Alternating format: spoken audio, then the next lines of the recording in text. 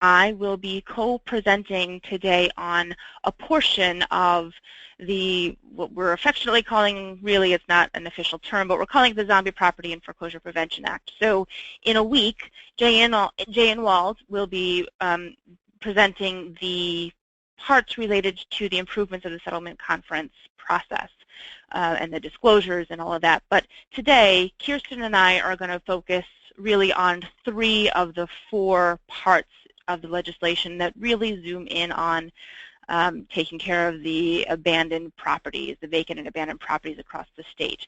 And so this doesn't take effect until late December, but we want to make sure that folks are well aware of what's going on and hopefully can participate in whatever they can when the banks start stepping in and hopefully starting to maintain these properties and moving them forward in a faster pace, ideally. Let's get started. We're going to take questions along the way as best we can, though there's a reason why we typically have somebody that watches the questions as we go, so maybe Kirsten and I will be able to kind of help moderate the questions simultaneously. Kirsten, anything you want to add before we get started? Nope, I think I'm good. That sounds good. Okay. Well, and let me just say, I would encourage people to ask questions along the way because if somebody has an immediate question about something that I'm saying, if I'm not saying it clearly, please go ahead and ask a question. And Michelle or Becky, if you see it, please jump in if I miss it. Yep, of course. Okay. Oops, why is this not forwarding? There we go. Okay, so let's get started, right?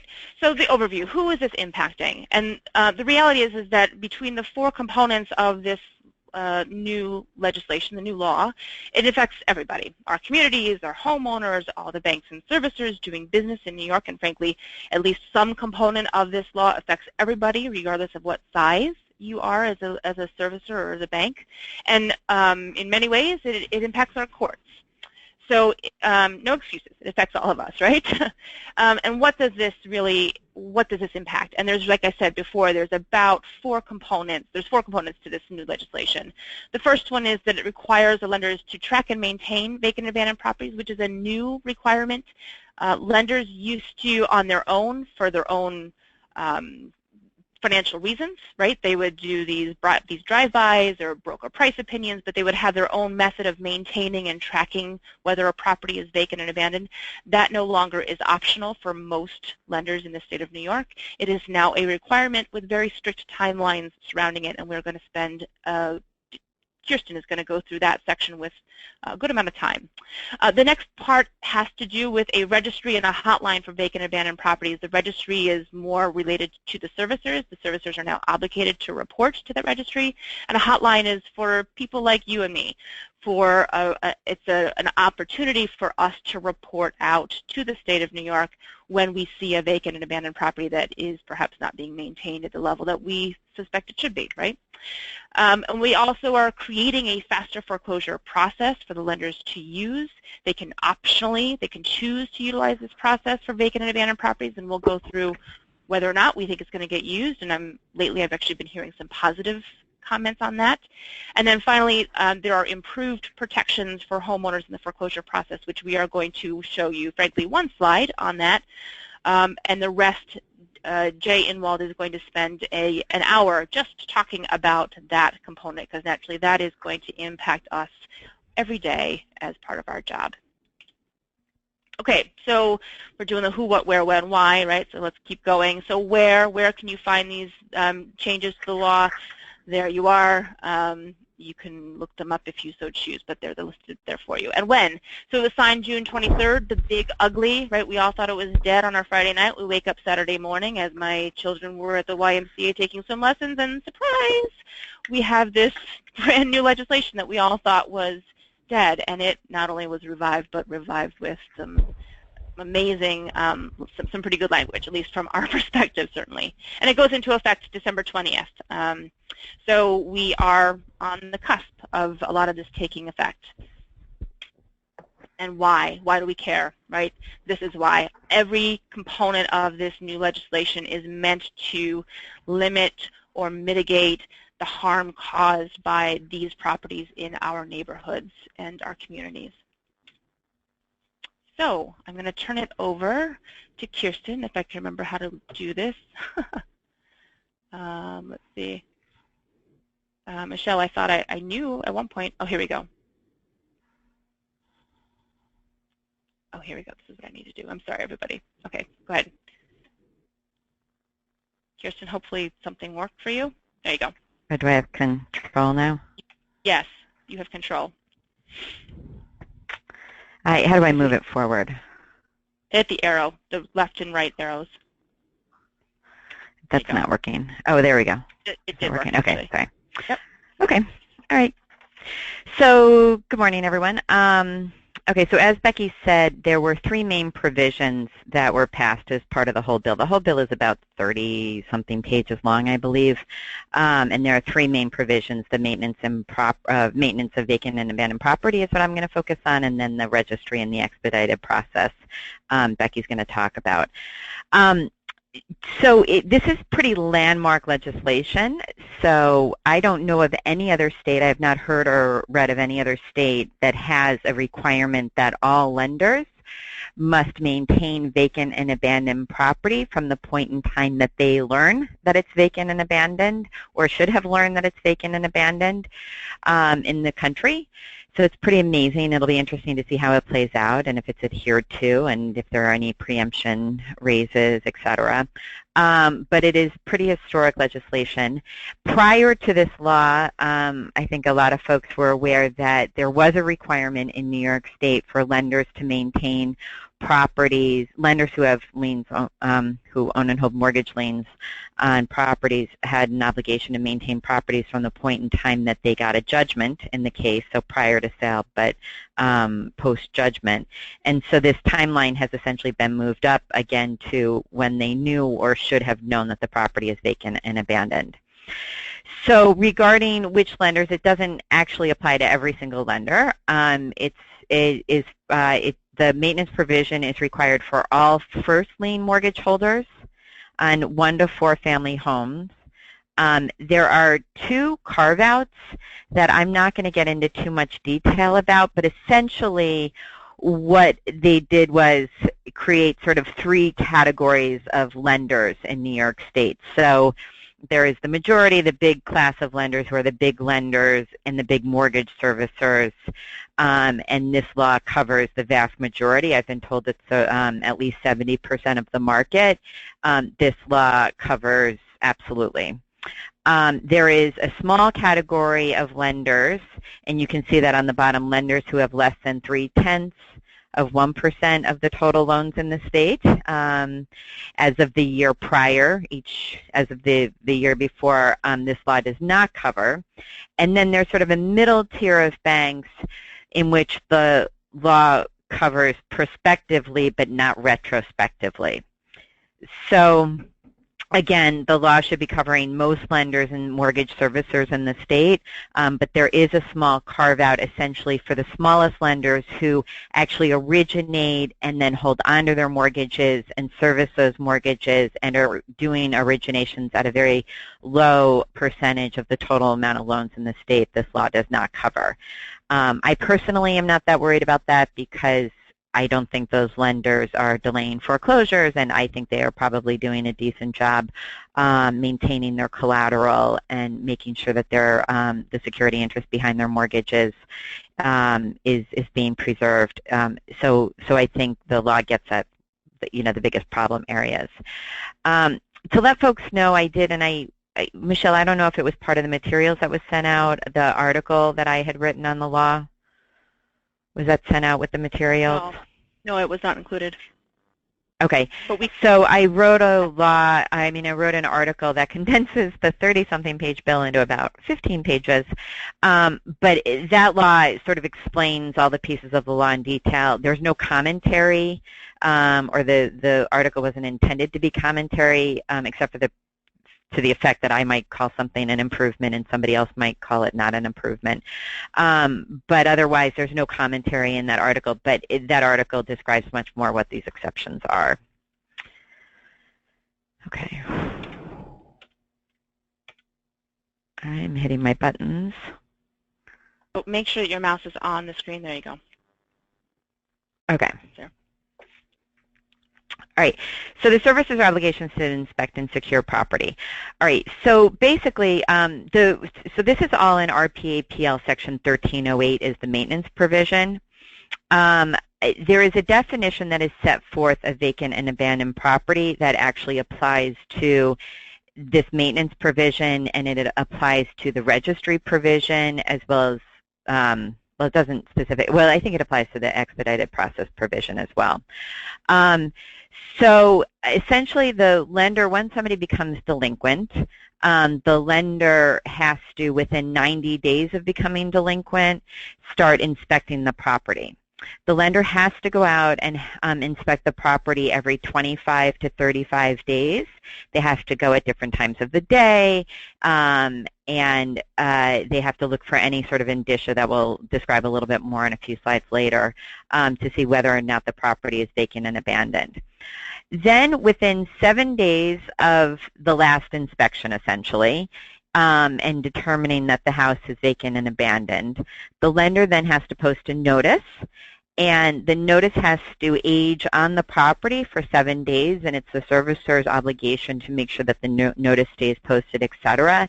And the notice is supposed to have contact information for somebody at the mortgage servicer or lender, whoever is maintaining the property, for the homeowner essentially to contact. Before, and so the notice has to be on the property for 7 days before the lender should go in and secure the property. Or I shouldn't say that. It has to age for 7 days before the lender has to go in and secure the property.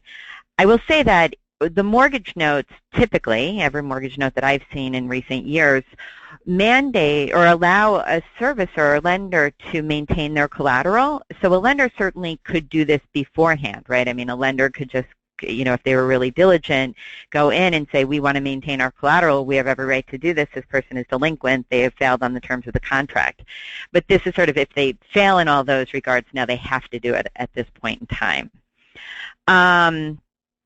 So this is just another slide. When a lender shall determine a house is vacant and abandoned, after they've done that, or if there's already been a government entity, like if a city has declared a property vacant and abandoned, then the lender can follow that edict, or if a court has decided, or if the borrowers, and it's not just one borrower, but all the borrowers on the property can sign a piece of paper and say, we are abandoning this property, it is vacant and abandoned in our world. I'll just note that if a government entity formally determines a property is vacant and abandoned, the same definition of vacant and abandoned that's set forth in the new law doesn't necessarily apply to the city. Cities will declare properties vacant and abandoned and have always for years under, you know, a different definition, and so the cities aren't necessarily tied to this definition. And then it's at that point in time that the lender has to secure the property, or if there's an emergency situation, they have to do it beforehand. Okay, Becky made this great timeline just setting forth the number of days. So it's still a long amount of time, and as I said before, lenders certainly can go back in and or can go in at any point in time to make sure that their collateral is protected and secure it. So this is just sort of, they have to do it under the law at this point in time.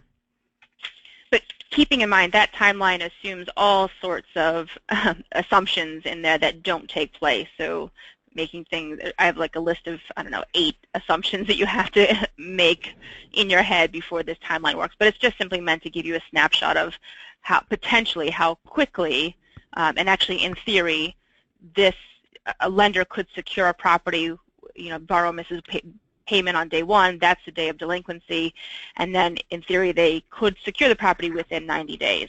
Highly unlikely, but nonetheless it's theoretically possible. Okay. Okay, so the next slide is just the evidence of a property. So this is when, you know, they have somebody going out and inspecting the property to determine whether it's vacant and abandoned. The legislation sets forth a whole laundry list of indicia that are generally set forth here, but it's obvious stuff. There's nothing too out of the ordinary. It's, you know, if the property appears to be vacant and abandoned, there are no, you know, window coverings, or there are broken doors or broken windows, and, you know, certainly no one's present at the property. There's, you know, a piling up of newspapers, et cetera, if utilities aren't on, et cetera. So it's really obvious, obvious indicia for whether a property is vacant and abandoned. Kirsten, can you, so this is, I think, a common point of confusion. Can you go through or explain why the foreclosure process is distinct and different and separate from the process of securing a vacant and abandoned property? The question is, if there's a pending foreclosure case and an attorney has appeared, will the attorney get notice too? And I think that relates to that belief that this sort of crosses over with each other. So I'm sorry. So the question is, if you have a pending foreclosure, but your homeowner is not in the house, or maybe they're in the house, but you think the property might be vacant and abandoned, could somebody still deem it? Could a lender still deem it vacant and abandoned? Is that the question? So the question is there a pending foreclosure case? If there's a pending foreclosure case and an attorney has appeared, will the attorney get notice too? So regardless of whether, irrelevant of whether the person is living in the house or not living in the house, will they get notification? So, it's an interesting question. There's no requirement under the new law that counsel should get notice. So I would say strictly no. With that said, if a homeowner is not in the property, if a property is vacant, but a homeowner has not yet actually abandoned the property, meaning they are still contesting the foreclosure, defending the foreclosure, and you are representing them, then I would certainly send a letter to the servicer if you're worried about a property maintenance company coming in and deeming the property vacant and abandoned.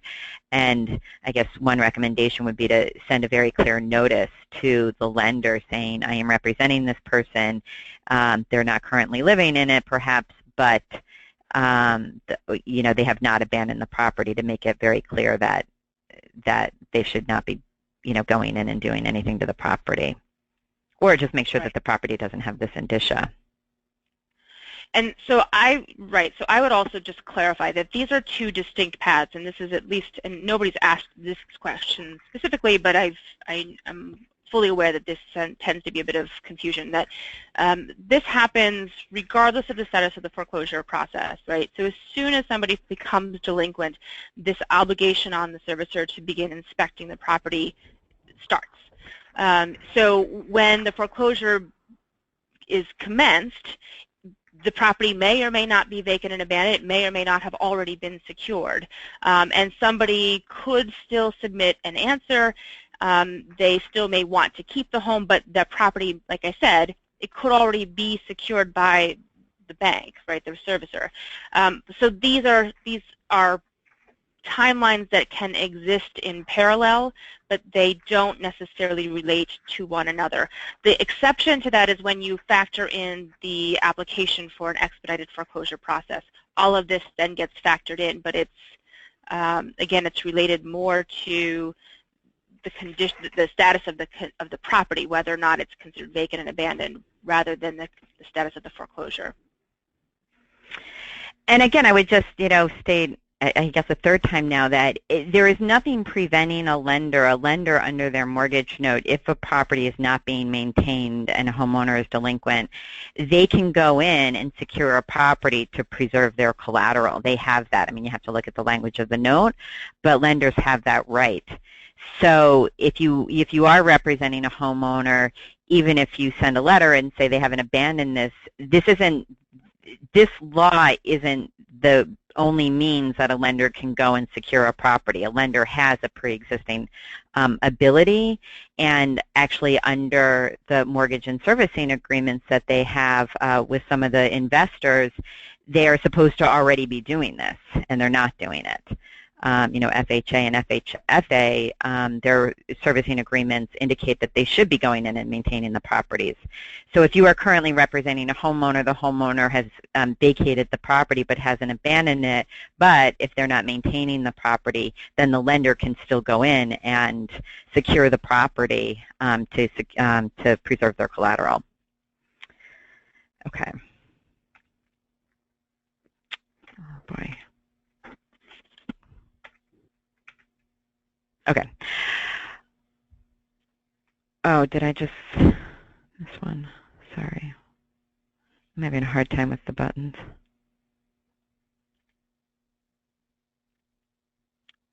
Do you want me to take over, Kirsten, with you can hit next or something? Yeah, I'm not, yeah, that would be great, Becky, because mine aren't working very well.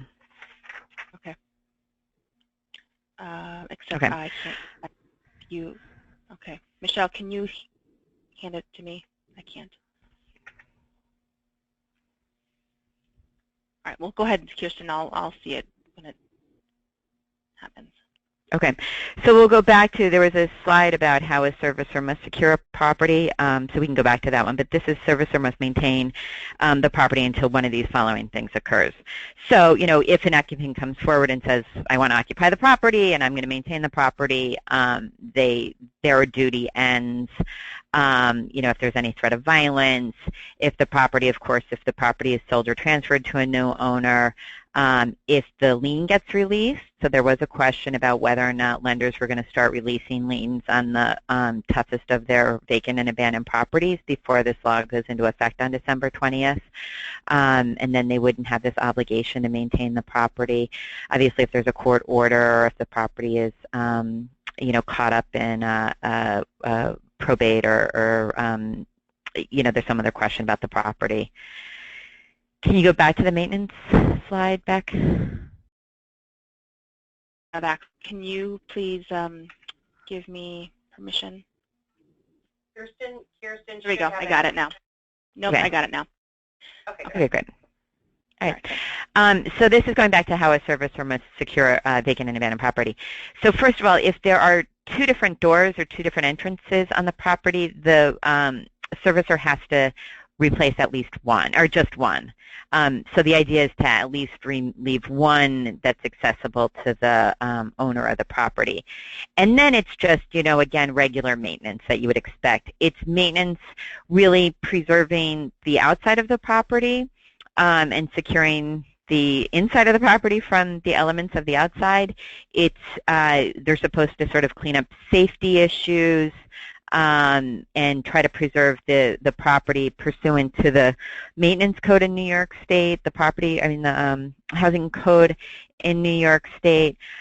They don't have to, for example, go inside and make sure that, you know, if there's a code violation on the internal stairs because there's no railing, you know, they don't have to go to that extent. It's really, they've picked out different pieces of the maintenance code that really have to do with making sure that, you know, mold isn't growing in the property and the property isn't posing a threat to the health and safety of the neighboring properties, et cetera. As well as to do some sort of visual cleaning up windows, et cetera, that kind of stuff, preventing growth, et cetera. Okay, so we can skip ahead too, I think. Yes, Kirsten, we have a number of questions. I'm thinking that we might want to take a break and answer some of those.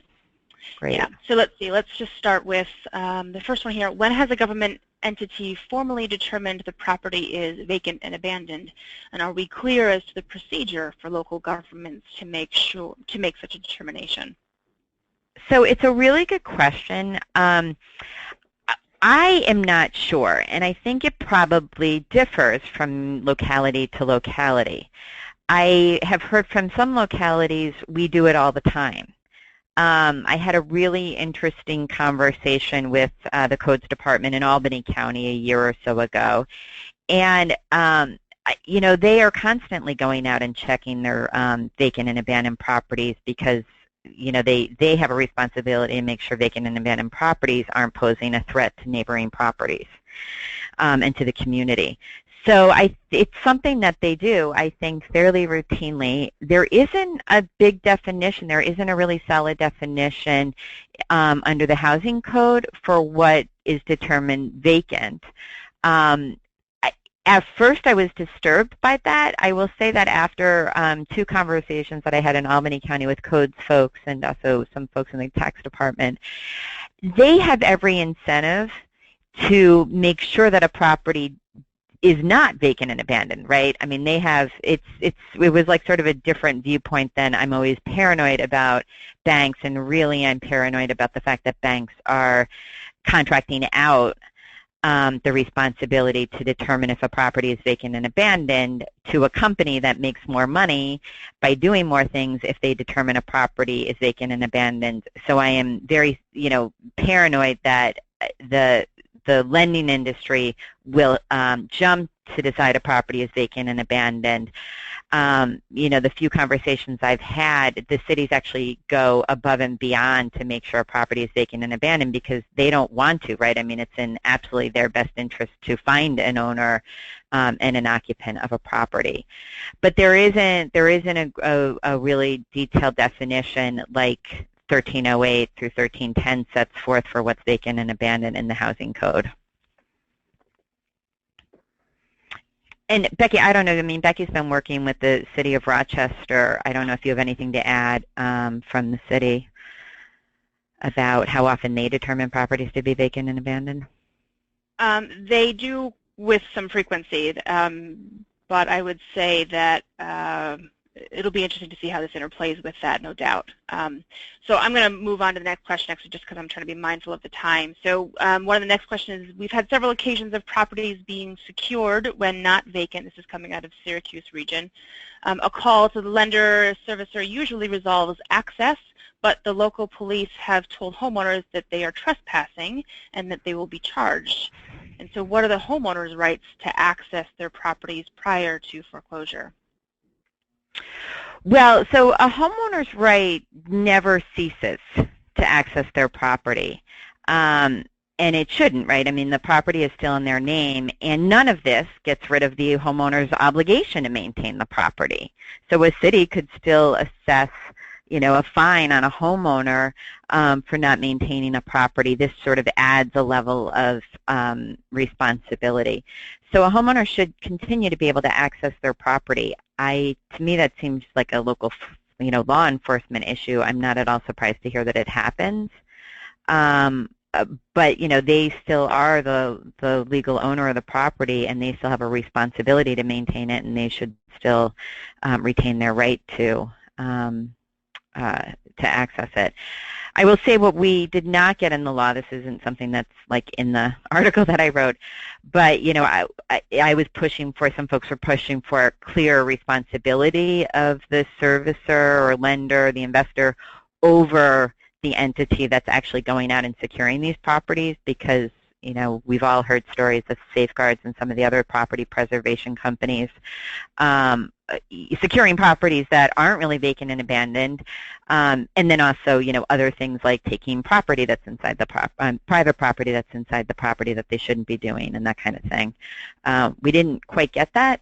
It was one of the concessions, I think, ultimately that was made to get the bill done. But I think we need to be mindful of it. And I will add that I just did this presentation about a week ago in front of judges and court personnel in upstate New York, and the folks on the other side mentioned that they were concerned about this requirement to only lock 1 out of 2 access points, and that was going to, in effect, make the property less secure, despite the goal, of course, of making sure that we're not locking people out of their home, that they still have a right to access. Okay, so there was a question, Aaron, I believe we've answered it, but in case we haven't, please resubmit maybe a more detailed question about defining how you secure the property and I keep bumping, and what does that mean by changing locks. So hopefully we've answered those questions for you. And then what if a bank decides after 12/20 to release a lien because they do not intend to foreclose? If the lien is released, does that release the bank from any regulation or obligation to maintain the property? And further, if the servicer releases the lien to avoid responsibility, doesn't this just add to further blight? So this is a great question, right? Go ahead. It is a great question, and yes, I mean, on all accounts. So yes, it releases a lender from further obligation. They, no longer have any connection, and they are no longer responsible. And yes, it potentially leads to blight. It, means that now the property is really the problem of the municipality, right? And the municipality is going to have to ultimately be responsible. Again, the homeowner remains responsible until the title of the property is transferred, but if the homeowner is gone, it's going to be the municipality, the locality that's going to have to maintain that property to make sure it's safe until, I guess ultimately the municipality would inevitably foreclose and institute a tax foreclosure and then could take ownership of the property and then sell it. But that is a problem, right? It's not, there's no great solution for them releasing the lien. It just gets maybe one hurdle out of the way, but then it's still a problem for the city. So it's not an ideal. And then I see this other question about, will banks be required to send a formal, I thought there was one before that. Somebody asked about, does this law apply to tax foreclosures? So no, it doesn't. It applies to first lien mortgage lien holders on 1 to 4 family properties. So it does not apply to tax foreclosures. Again, with the tax foreclosure, well, I guess you could still have a lender who is not paying taxes, so a property is going into tax foreclosure.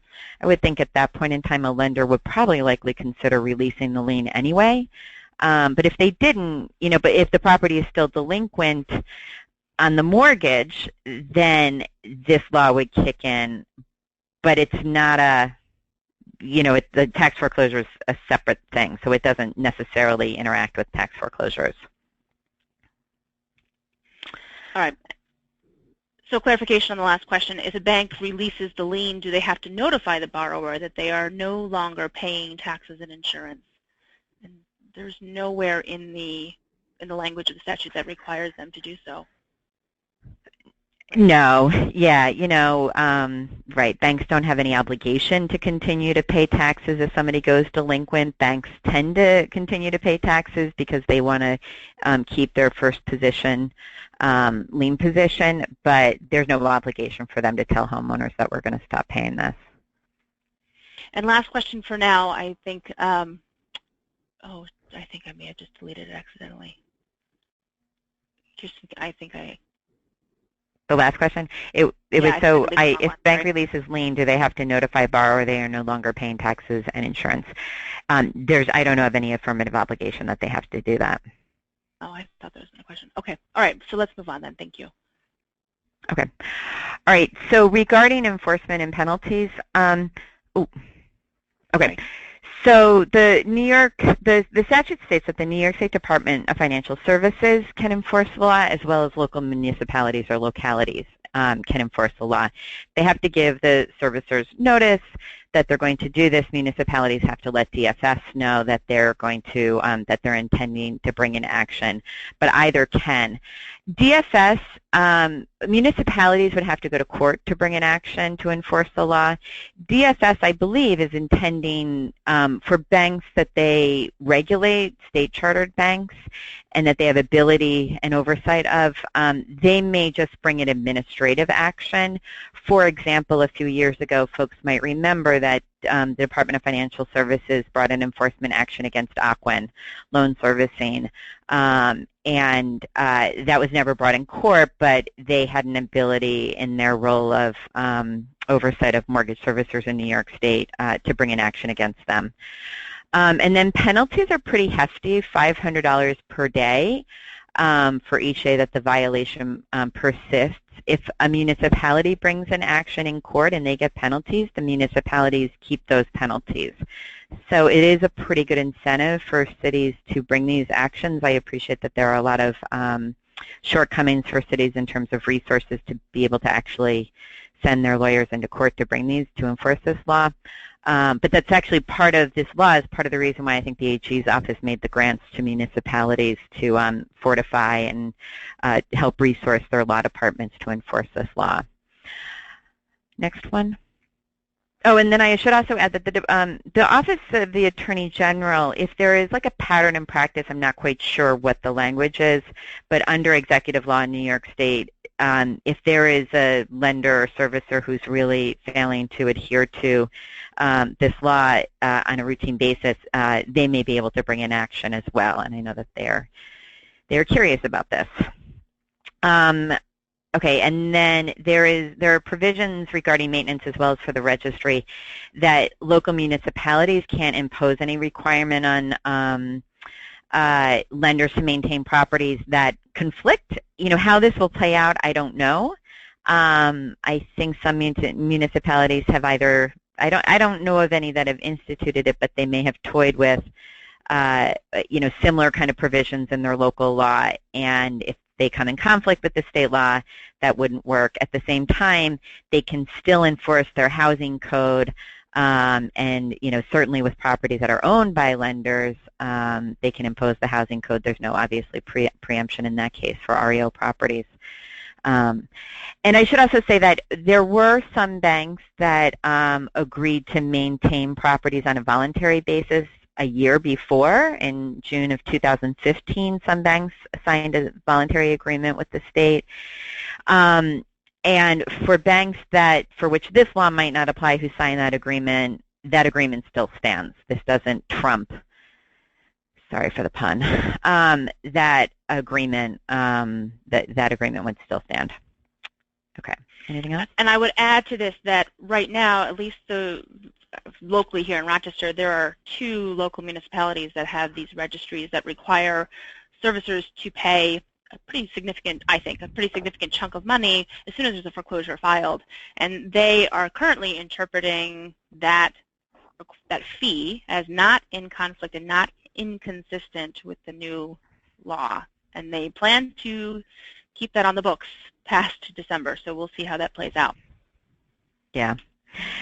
So 2 other general comments that I want to make before handing it over to you, Becky, is one, I should have explained this at the very beginning.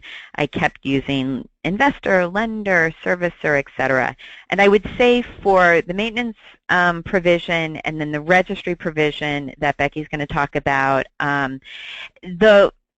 the law is imperfect in writing in that in some places it says it's the obligation of the servicer, in some places it's the obligation of the first lien mortgage holder, in some places it's the obligation of the investor or the assignee. So there are regulations out. The Department of Financial Services has proposed regulations that the statute allowed them to do that covers the maintenance provision as well as the registry provision. Those came out, I believe it was October 12th, and the comment period goes until November 25th to submit comments to the Department of Financial Services regarding regulations around the maintenance and registry provisions of the law. The regulations as proposed currently set forth that the lender is, or the lien holder is ultimately responsible. I think I personally have a recommendation that even be set out more clearly in the regulations, because I think ultimately it should be the responsibility of whoever the mortgage, the note holder, and owner is ultimately responsible, and you can't leave these things up just to the servicer. So I think it should be clear. But that's sort of one shortfall that I see with the law, is that it's inconsistent and people keep using those terms interchangeably, or hopefully they're interpreted as being used interchangeably. So Empire Justice Center will be, we are drafting comments, and I think we'll be putting them out to folks for review and comment. So that's all I have. Questions. All right, so there's 2 questions before we move on. So the first one is, what if there is not a servicer? So I think that feeds into your comment about sort of that interchangeability of terms right now. So if there's not a servicer, meaning the lien holder, owner is ultimately also servicing the property, then it's going to apply to the lender. Right. And then the next question is to the lien holder. Right. And if a bank releases, if that's not what you're asking, please rephrase the question so we get to your point and answer it properly. If a bank releases the first lien and there are multiple liens, does then the subordinate lien holder rise to the first lien position and are then responsible to comply with the law? Yes, they would now be the first lien holder. Okay. All right, so let me see if I can figure out the technology again. This is why I'm a moderator, not a presenter most times. Okay, here we go. So let's move on then. Oh, one more question, I'm sorry. Does the Act apply to foreclosure cases filed before 12/20 of 16? Okay, so So, thank you. I meant to say this. So also in the regulation, so at the beginning I talked about who the law applies to, and the legislature sort of created these three different categories of banks. So for the biggest category of banks, the big lenders, the ones that do a lot of this, the ones that just service, et cetera, the law applies to them for properties that went into delinquency in 1995, whenever, right? Like it applies immediately on December 20th, and it applies to properties that even went into delinquency before December 20th.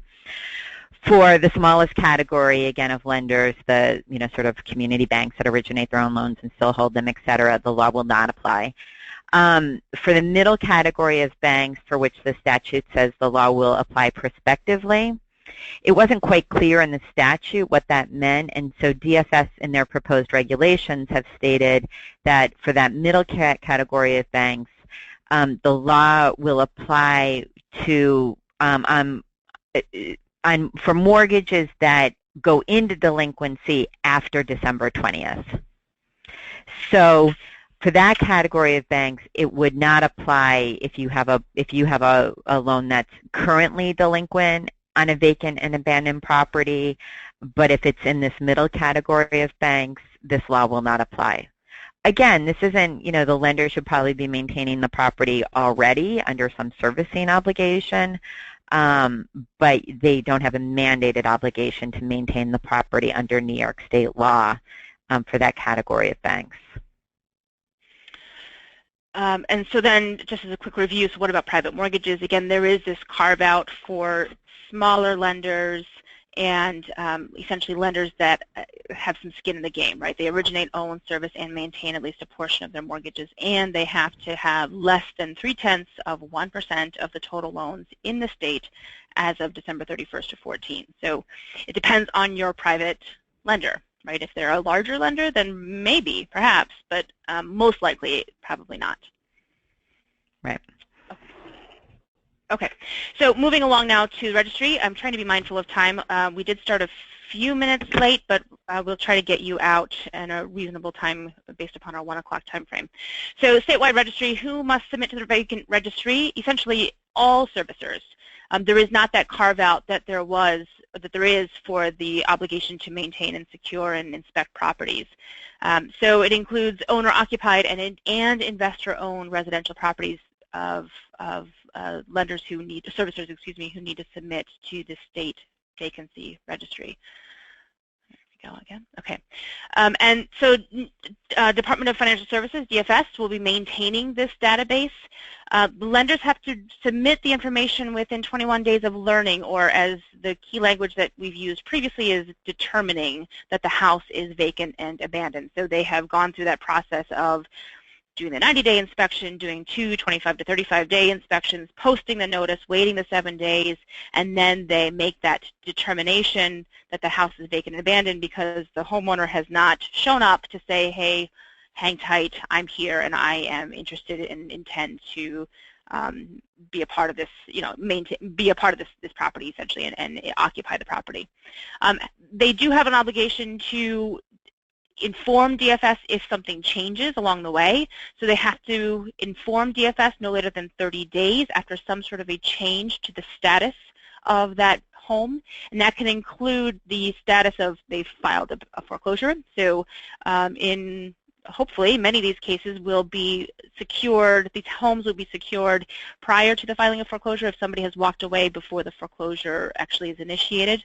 And so when a foreclosure then is filed, the servicer now has an obligation within a month to inform DFS.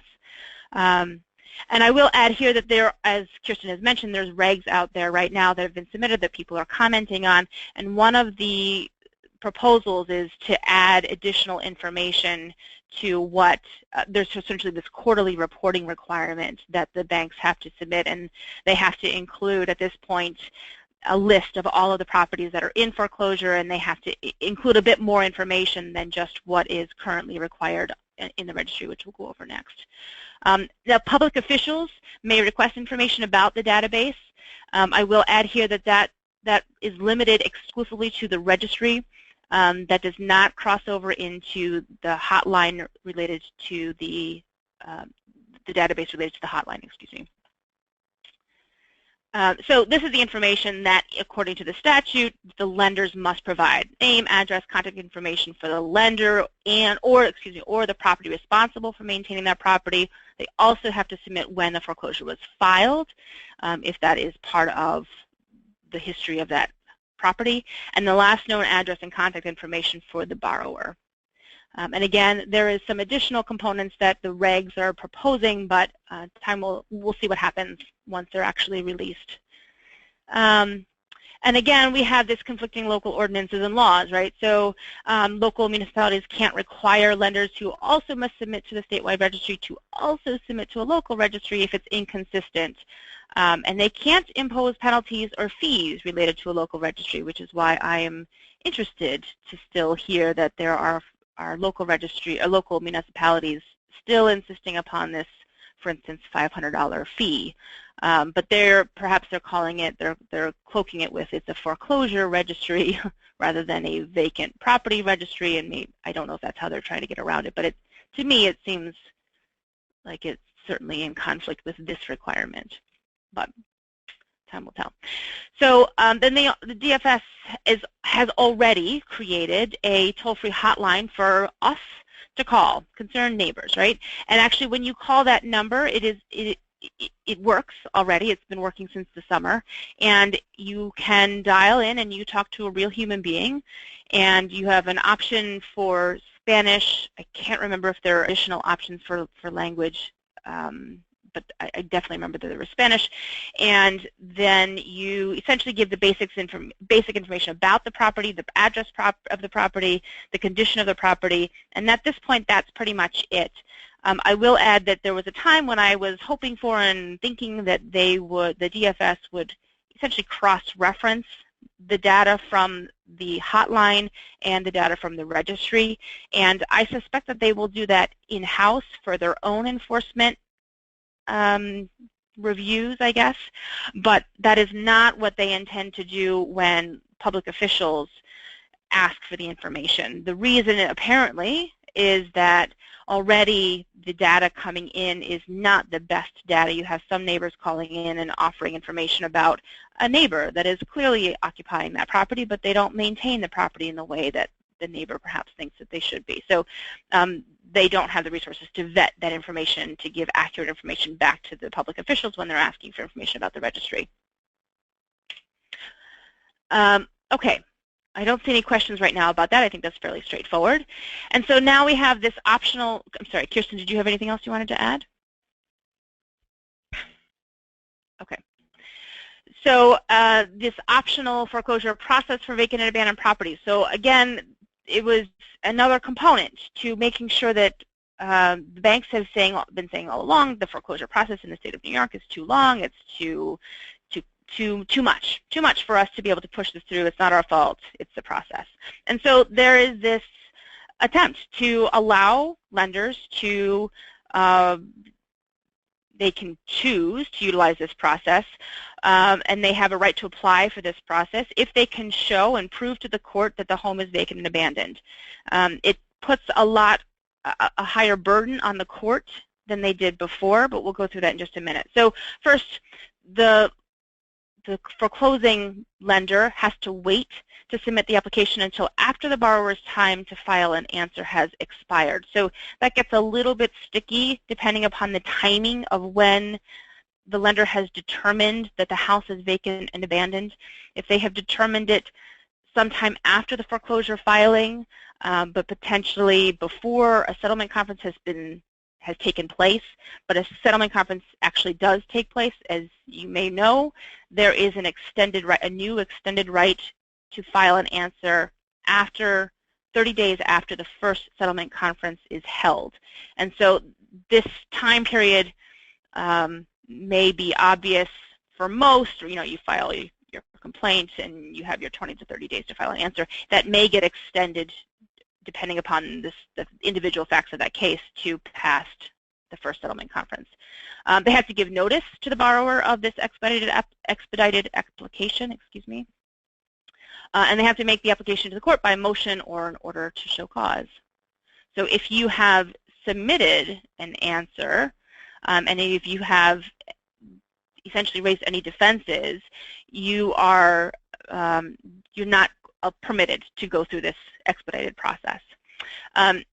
So a lender can make an application when a settlement conference is not scheduled. That's, again, that 20 to 30 days. And if a settlement conference is scheduled, again, that right to answer expires after the first settlement conference is held, 30 days after that, assuming no homeowner appears.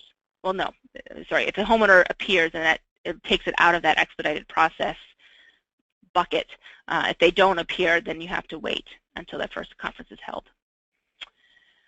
Okay, so the notices that are given to the borrowers have to serve a copy of their application to the borrower. Again, it's trying to alert the borrower as best as everybody can that a determination has been made and that the court is being asked to consider a faster process, a faster foreclosure process. So even if the borrower has not answered the complaint or appeared in any way in the case, they still have to be notified of this expedited application. And I'm listing here, I'm not going to go through it, but the lender's application must state the following here. And then there's an additional notification that must be sent to the homeowner, again, sort of as best as we can, shout to the homeowner, listen, there's an expedited process, here's your notice. So the court also has to send a notice informing them that the court has been requested to put this case into a faster track. Okay, so quick question. Do you think that we can oppose expedited foreclosures if the mortgages are not living in the property, if we can show that they have not abandoned the property? Absolutely. I would say absolutely you can. If you have that, I mean, hopefully you have supplied some sort of an answer or notice of appearance and that takes it out. But if you haven't had a chance to do that, then you can oppose it. Kirsten, did you have something to say? No, just that if you file an answer, if the homeowner files an answer, then it's automatically out of the expedited process. Right. Okay. Let's see. So the next step is... I should say answer or motion or anything. Sorry. I'm sorry? I was going to say answer or motion or any kind of appearance. Doesn't have to be an answer only. Sorry. Right, right. I'm not going to read what's in front of you here, but again, this is the application that has to be what the lender, the servicer, has to include in their motion to the court. Why does it not go forward for me? There we go. And then after the court sends a notice to the homeowner about that application, the court is then the one that's making the decision. They are the ones that are going to be essentially acting as well, they act both as a referee, but they're also the ones to make the determination as to whether the servicer was correct when they determined that that house is vacant and abandoned. And the lender has to prove it. And that's when that list that Kirsten went over earlier about all the evidence, limited to but not excluding, all these things, all of that list plus whatever else you want to bring in to show and prove that the house is, in fact, vacant and abandoned, why they believed that it was. And then the court has to issue a written decision, quote, as soon as practical, but there is no timeline imposed upon the court, which includes the evidence that the court has relied upon to make that determination that the house is vacant and abandoned, and essentially allowing it to go down that faster track. So we've got some protections for the borrowers. The statute specifically says the lenders are prohibited from trying to intimidate, coerce, or trying to convince the person from leaving the property. At the same time, the lenders, a very conservative bunch, as we all know, and they're very concerned about liability. They are immune from liability if they do make a mistake when deciding that the property is vacant, so long as they've made reasonable efforts to comply with the law. But of course, that's going to be up for conversation depending upon how quickly there's this balancing act that the lenders have to do, right? They have to secure the property if it's vacant, but at the same time, they have to make sure that they're not screwing up and that somebody just isn't in Florida taking care of their dying mother or something like this, right? Or there's another factor in this, right? And that's the natural disasters. And so those of you in Sandy territory, or those of you in Southern Tier and Binghamton, and where you've dealt with some of this massive flooding going on, you're aware that people have abandoned those properties not permanently, but temporarily as they've figured out insurance or figured out a way to fix their properties to be able to move back in. People aren't checking them on a regular basis, and so there is that very distinct possibility that they're going to miss that notice, that 7-day window, and they may get put onto a faster track. Now, hopefully, they're still getting notice somehow, and they're still checking their house for mail, and there's still some correspondence going on, but that's a real concern for many folks across the state. All right, anything else? I've kind of zoomed through that in light of our time frame here, but anything else on that? Let's see, being that tax foreclosures are not included in the law, would that mean that reverse mortgage foreclosures are not included as well? So, correct, right? So, oh, no. Go ahead. Sorry.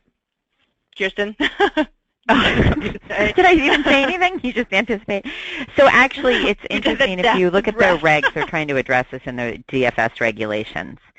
So for one of the definitions, they are including reverse mortgages, and I think we're encouraging them to. Now, that's not for the expedited process. That's for the other pieces, so I'm not quite sure to which part your question was asking. But they are, as of now, in the proposed regulations, trying to include reverse mortgages in the requirements. Right. So reverse mortgages, you had like that panic moment, right, when your boss has a deep breath and, oh my God, I messed up. Anyways, so the reverse mortgages is sort of excluded from all of this, but I think folks on the other side are well aware that this is likely to be in legislation for next year, and there seems to be, at least from the folks that I've heard from, there seems to be sort of an acceptance that that reverse mortgages are going to be included in the foreclosure settlement conference process, and that overall reverse mortgages are going to be included in things to come. And I can say also that the judges, my little perspective from the judges last week was that many of the judges across the state seem to include reverse mortgages in their settlement conference process, and that so long as there is some desire to maintain the property and keep it within the family, if the person has moved out of the house and doesn't intend to reside in the property, or certainly if the person is residing there and there's been some tax delinquency or failure to renew their occupancy documentation, then there is a desire and a general consensus among the judges, it seems, to actually keep these in despite not having that obligation set forth in a statute for them. Okay. So very briefly, improved protections. Again, we're going to go through most of that next week, but there is now this requirement on the lenders that they cannot just sit on the property the way that they have been able to do so in some ways now. So the lenders have to auction the foreclosed property within 90 days of the date of judgment. They have to put it on the auction block, so to speak. And if the property is sold back to the lender at the auction, then the lender has to then place the property up for sale within 180 days of the deed of transfer. The lender can ask for an extension of that time frame for good cause. They also can ask for an extension if they're making repairs.